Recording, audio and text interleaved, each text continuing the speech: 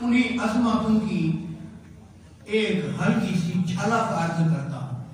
میں گناہگار، کہاں نبی پاک صلی اللہ علیہ وسلم کی عظمت بیان کرنے والا۔ حقیقت یہ ہے کہ رب ذوالجلال کی کما حق و حق تعریف آج تک کسی نے نہیں کی، لیکن اگر کسی نے رب تعالیٰ کی تعریف کی جس کو تعریف کہا جا سکتا ہے وہ محمد کریم صلی اللہ علیہ وسلم، اور پھر رب تعالیٰ نے اپنے محبوب کی تعریف کی۔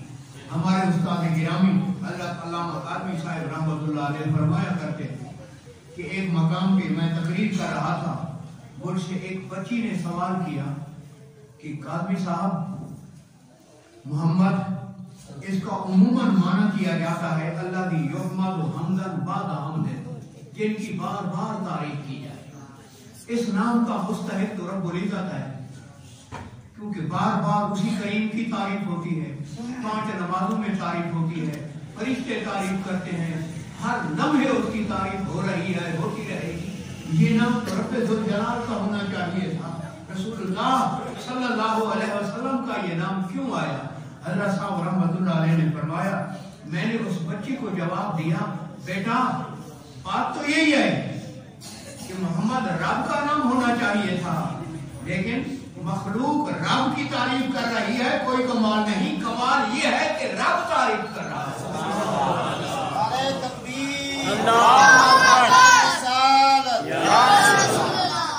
میں کسی کی تعریف کروں، ممکن ہے طمع کی خاطر ہو، لالچ کی وجہ سے ہو، ریاکاری کے لیے ہو، جھوٹ پر مبنی ہو، حقائق سے ہٹ کر ہو، سارے امکانات ہیں، لیکن رب ذوالجلال جب تعریف کرے گا وہ ان سارے دھندوں سے پاک و صاف ہوگی۔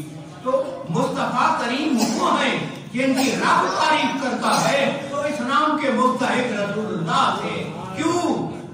رب ذوالجلال ازل سے ابد تک ہے، اور رب نے جتنی اپنے محبوب کی تعریف کی کسی کی نہیں۔ اور ہمارے نزدیک فرما ہے گرامر کے مطابق ان اللہ و ملائکتہ یصلون علی النبی، گزارے ہے استمرار پہ دلالت کرے گا، معنی یہ بنے گا اللہ اور اس کے فرشتے محبوب پر درود بھیجتے رہتے ہیں۔ اب کوئی تفصیل نہیں ہے، جب سے رب ذوالجلال تھا درود جاری، اور جب تک رب ہے درود جاری۔ رب کی نہ ابتدا نہ رب کی انتہا، میرے آقا پہ درود کی نہ ابتدا نہیں۔